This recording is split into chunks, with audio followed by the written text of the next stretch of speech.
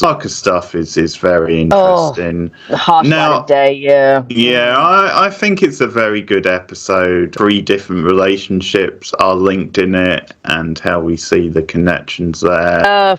The giant shithead in the room, good old Parker Abrams. Trying to sell me on this is going to be Buffy's new love interest for the season.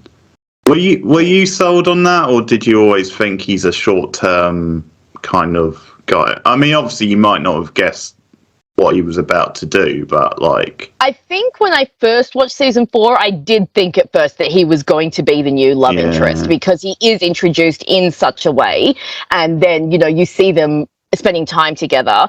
But I'm guessing that was the point. They wanted us to feel what Buffy was feeling, that this was going to be the new guy, and it turns out because he just came off as a normal guy, and quite friendly.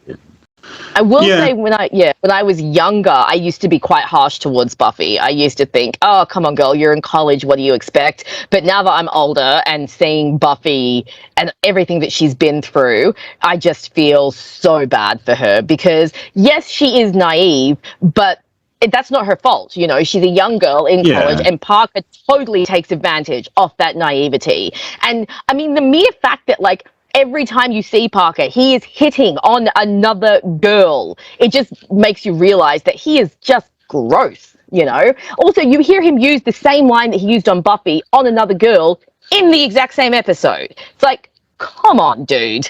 That's just low. He's just well, exactly. I mean, that sort of shows you what he's all about. The fact that he's just spent the night with Buffy and he's already moved on to another girl. And because that's the whole thing, because there are people who argue what he argues in a later episode. They try and argue that he never actually lied to her, but he definitely distorted the truth. He definitely made it look like he wanted a relationship, not just a one-night stand. Because the thing is, to be fair, there is nothing wrong with a one-night stand as long as both people are on board with it. Exactly. They know. But that's not the case. She clearly, they've been hanging around together for a week at that point, sort of like a boyfriend and girlfriend would. Yeah. So, and also there is something malicious about him, because I considered at first then he might even have been making up the stuff about his father. Oh, yeah, I thought as well. I was like, is this just a line that you're spinning? And like I said, the fact that we hear him use it again later is like, Also, the thing is, even if it is the truth, the fact is he's using it in a bad way. He's using it as a pickup type thing. Yeah, there's nothing wrong with having one-night stands. And a lot of people in college, they do experiment and they do tend to not tie themselves down. But like you said, the thing is, both parties need to know what they're getting into. And Parker had ample opportunity to let Buffy know that he wasn't looking for anything serious, that he just wanted to hook up. And if you find someone who also just wants to hook up, then fine. Woohoo, go on. Yeah. But Buffy very clearly did not want that. And she was very clear. I feel like in their interaction, she was making it very clear that she was looking for something more. And I feel like Parker, and I say this especially because, like I said, we do see him a few other times in the season, and every time we see him, he is hitting on another girl. So that makes me think that this is what he does. He finds vulnerable freshmen, naive freshmen like Buffy, and he takes advantage of them. And so, then that's, I think, why I used to be a bit harsh with Buffy, because I used to just think, oh, well, everyone has one night stands. But no, watching it this time around, you can clearly see that Parker is manipulating her, and you can clearly see that he, does not have good intentions and is not sharing those intentions with her.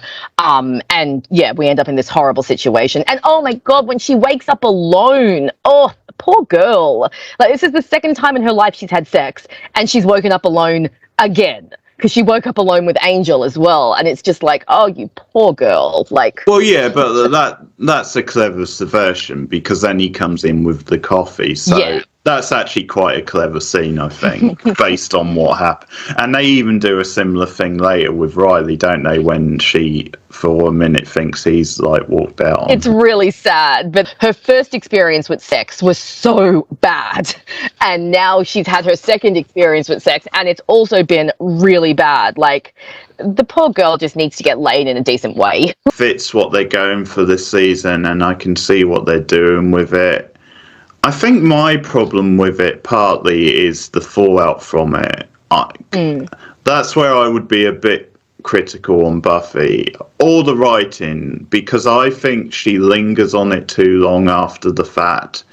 Considering it's like Parker and she only knew the guy for a week, I don't think she should be as hung up as she is in the episodes afterwards. Yeah. And I think also they hit you a bit too hard with everywhere she turns, Parker's there, because conveniently he's in her class then suddenly in another episode. Well, we hadn't seen him in her class before that. I think they're just, those scenes are a bit too contrived where he just happens to be everywhere she looks. You know, because it's a big sort of college, and it's just sort of funny that for the sake of drama he then happens to be in her class flirting with another woman. Oh, I can hear what you're saying. And I remember I used to be a bit kind of like, oh, Buffy, just kind of get over it. But I'm wondering if it's just supposed to be showing, I think it's less about like her fixating on Parker and more about her just feeling rejected and wondering if there's something wrong with her, because she does actually wonder that. And I think the way she holds on for so long is less about her having feelings and more just about the fact that she's just feeling so rejected and so lost, and she's in such a bad place at this point in time.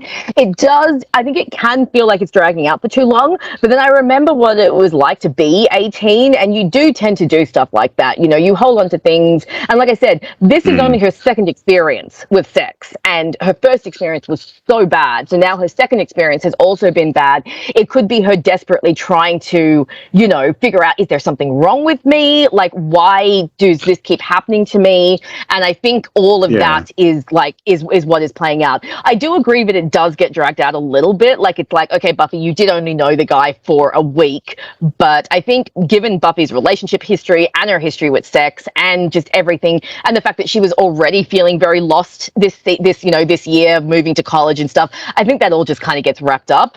But I do agree, like, by the time we get to Be Bad and we're almost at the end of it, it's like, okay, can we just move on already? And luckily we do after that. So I can definitely see where you're coming from with it being dragged on a bit too long. One of Riley's highlights this season is punching Parker out. That was definitely that was good. Once again, Parker's terrible in that scene. The whole toilet seat.